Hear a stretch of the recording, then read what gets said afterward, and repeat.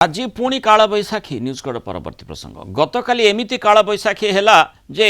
पूरा राज्य में पाखापाखि ताती हठात कमिगला काल बैशाखी प्रभाव में आहरी कमिपे ताती आसंता 2 दिन भितर 2 ରୁ 3 डिग्री ह्रास पाइपे तापमात्रा कालीठ राज्यर विभिन्न स्थान में काल बैशाखी प्रभाव में प्रबल वर्षा होती जहाँफल प्रचंड ताती लोके आश्वस्ति पाई आज पुणी काल बैशाखी वर्षा नहीं ऑरेंज अलर्ट जारी होती बिजुली घड़घड़ी सह प्रबल कुआपथर वर्षा नहीं 8टी जिला को ऑरेंज अलर्ट जारी होती मयूरभंज बालेश्वर कलाहांडी रायगड़ा गजपति कोरापुट मालकानगिरी एवं नवरंगपुर सेठी ऑरेंज अलर्ट जारी होती या सहित घंटा प्रति 50 ରୁ 60 किलोमीटर बेगर पवन बहिबार भी सेठी संभावना रही आज कालबैशाखी वर्षा 16टी जिला को येलो अलर्ट जारी होती आसंता काली उपकूल ओडिशा सह दक्षिण पश्चिम उत्तर ओडिशार 23टी जिला को येलो अलर्ट जारी करा 5 तारिख दिन पूरा राज्य में वर्षा संभावना नहीं येलो अलर्ट होती 7 तारिख पर्यंत राज्यर विभिन्न जिले में कालबैशाखी वर्षार संभावना रही।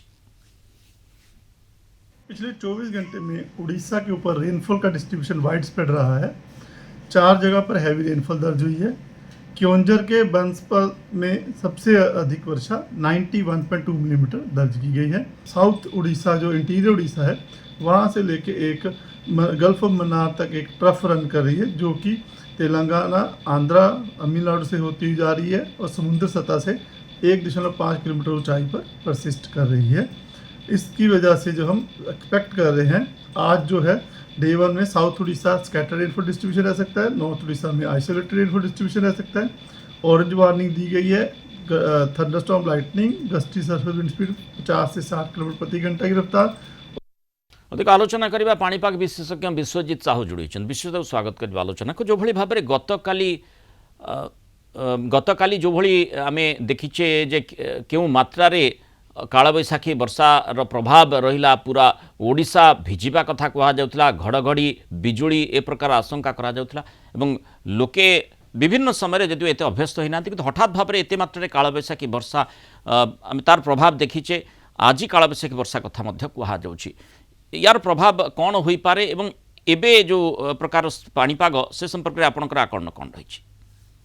नमस्कार प्रथम तो आप देखिए बर्तमान गत काली जो आप कालबैशाखी वर्षा रेकर्ड कराई राज्य में देखिए अधिकांश स्थान रेकर्ड कराई देखिए आपंकर गोटे घूर्णिबलय जोटा बर्तमान जब देखिए पश्चिम बंग सक्रिय रहा सहित जो निम्नचाप रेखा प्रभाव में ही गत काली गोटे देखिए पाखापाखि 800 ରୁ 900 किलोमीटर गोटे बादल समूह जोटा आम स्क्वाल लाइन कहे सेटा फर्मेशन होता जहाँ प्रभाव में गत काली ओडिशार प्राय अधिकांश स्थान विशेषकर उपकूल बेल्ट रे बेसी वर्षा अनुभूत होता है आज एवं आसंता काल जो पूर्वानुमान रही है ट्रफ लाइन प्रभाव में ही आप देखिए उपकूल बेल्ट विशेषकर दक्षिण और उपकूल बेल्ट रे आज किसी स्थान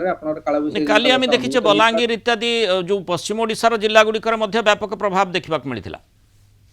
निश्चित पश्चिम ओडिशा प्रभाव देखा मिलता किंतु कंपैरेटिवली जब आप देखिए उपकूल बेल्ट को गत काली आप देखिए पाखापाखि दी थर आप कालबैशाखी वर्षा अनुभूत होता गोटे आफ्टरनून इवनिंग टाइम भितर गोटे लेट नाइट अर्थात 11-12 ରୁ सकाळ 4टा पर्यंत पाखापाखि पुरी एवं भुवनेश्वर कटक से सामान परिमाण वर्षा अनुभूत होता है आज जो पूर्वानुमान अच्छी जोटा आप दक्षिण और दक्षिण उपकूल ओडिशा आज कालबैशाखी वर्षा अनुभूत हो पारे एवं गोटे जिनस रोचे जदि आप देखिए गोटे बड़ जो ग्रीष्म लहरी जारी रही से बर्तमान आश्वस्ति देखा मिल कारण जो बैक टू बैक आम जो कही पश्चिमा झड़ा आसे से ही आपंकर वर्षार परिमाण बढ़े तो बर्तमान से पूर्वानुमान रोचे आप जेहेतु गोटे पश्चिमा झड़ बैक टू बैक आम आसबार संभावना अच्छी आगामी 2 ରୁ 4 दिन भीतर उत्तर भारत को इंपैक्ट करिवो ताहा प्रभाव रे जदि आपण देखिए मोटामोटी भाव देखिया गले आगामी 1 सप्ताह पर्यंत अर्थात 7 मई पर्यंत राज्य में एमती कालबैशाखी वर्षा लगी रही पारे विशेषकर देखिए 4-5 आहरी टी आपन जेतले जो पश्चिम झड़ आम कहूचे से जेतले ऊपर ओडिशा ऊपर लैटिट्यूड ऊपर थिबो एवं ता सहित जड़ित निम्नचाप रेखा सेतले आसीबो 4-5 ओडिशा आहरी टी इंपैक्ट पड़ी पारे जदि देखिए गत काली जो कालबैशाखी वर्षा होता से आज देखिए से बड़ धरण हम नहीं किछि परिमाण आपनकर दक्षिण ओडिशा रे इंपैक्ट पकई पारे किंतु आज आमे गतकाली और आज भितर जे देखिबा गतकाली येलो वार्निंग जारी करा जायथिला एवं तार प्रभाव में आमे पूरा ओडिशा रे देखिचे जदि पूरा ओडिशा येलो जोन रे थिला आज जो भली भाव रे कहा जायछि माने उत्तर ओडिशार किछि जिला रही दक्षिण ओडिशार किछि जिला सेठी ऑरेंज अलर्ट जारी करा जायछि बाकी अनेक जिल्ला रे 16टी जिल्ला रे येलो अलर्ट जारी करा जायछि। ଦେଖନ୍ତୁ ଗୋଟେ ଜିନିଷ ଥାଏ ଯେତେବେଳେ ଆମେ ଦେଖିବା ଗୋଟେ ମଡେଲ ମାନଙ୍କର ଆକଳନ ଥାଏ ଯଦି ମଡେଲ ମାନଙ୍କ ଆକଳନ ହିସାବରେ ଯିବା ସେମାନେ ତ ଦେଖୁଛନ୍ତି ଆଜି ବର୍ଷା ହବ କିନ୍ତୁ ଆପଣ ଯଦି ଦେଖିବେ ଗତକାଲି ଯୋଉ ପରିମାଣରେ ଆପଣଙ୍କର ଉପକୂଳ ବେଲ୍ଟ ହଉ ଦକ୍ଷିଣ ଓଡିଶାରେ ଆପଣଙ୍କର ବର୍ଷା ହେଇଛି ସେ ଆପଣଙ୍କର ସରଫେସ ଯୋଉଟା ତାପମାତ୍ରା ଥାଏ ତାକୁ ବହୁତ କମାଇ ଦିଏ ଏବଂ ତାକୁ କାରକ ସୁହାଏ ନେଇକି ଆପଣଙ୍କର ପୁଣି ଥରେ ଆଉ ଗୋଟେ ଦିନ ବ୍ୟବଧାନରେ ହିଁ ସେ ଆଉ ଗୋଟେ ସେମିତି ବଡ ଧରଣର ଥଣ୍ଡରଷ୍ଟର୍ମ ଆକ୍ଟିଭିଟି କରାଇବ କିନ୍ତୁ ହଁ ଆସନ୍ତା କାଲି ପହରଦିନ ଯଦି ଆମେ କହିବା 3-4 ବେଳକୁ ପୁଣି ଥରେ ଥଣ୍ଡରଷ୍ଟର୍ମ ଆକ୍ଟିଭିଟିର ଯୋଉ ବ୍ୟାପକତା ରହିଛି ଆମେ ଯୋଉଟା କହିବା ୱାଇଡ ସ୍ପ୍ରେଡ ଏରିଆରେ ଦେଖିବାକୁ ମିଳିପାରେ କିନ୍ତୁ ଆଜି ଯଦି ଦେଖିବେ ଗତକାଲି ଭଳିଆ ଦେଖିବାକୁ ମିଳିବ ନାହିଁ କିନ୍ତୁ ଆଜି ମଧ୍ୟ ଆପଣଙ୍କର ଦକ୍ଷିଣ ଏବଂ ଉପକୂଳ ଓଡିଶାରେ କିଛି କିଛି ସ୍ଥାନରେ କାଳବୈଶାଖୀ ଜନିତ ବର୍ଷା ଦେଖିବାକୁ ମିଳିବ ଆଉ ଗୋଟେ ସୂଚନା ହଉଛି ଆପଣ ଯଦି ଦେଖିବେ ବର୍ତ୍ତମାନ ଯୋଉ ଲଗାତାର ଭାବେ ଏପ୍ରିଲ ମାସ ଯଦି ଦେଖିବେ ଗ୍ରୀଷ୍ମ ଲହରୀରେ ବିତିଥିଲା ଏବଂ ଯଦି ମାର୍ଚ୍ଚ ମାସ ଦେଖିବେ ଆପଣଙ୍କର କାଳବୈଶାଖୀ ଜନିତ ବର୍ଷା ଏବଂ ହେଲଷ୍ଟର୍ମ ଆକ୍ଟିଭିଟି ଯୋଉଟା ଆମେ କୁଆପଥର ବର୍ଷା କହୁଥିଲେ ସେଥିରେ ଦେଖିବାକୁ ମିଳିଥିଲା ମଇ ମାସର ଆପଣ ଯଦି ଦେଖିବେ ପ୍ରଥମାର୍ଦ୍ଧ ଅର୍ଥାତ୍ 10 ତାରିଖ ପର୍ଯ୍ୟନ୍ତ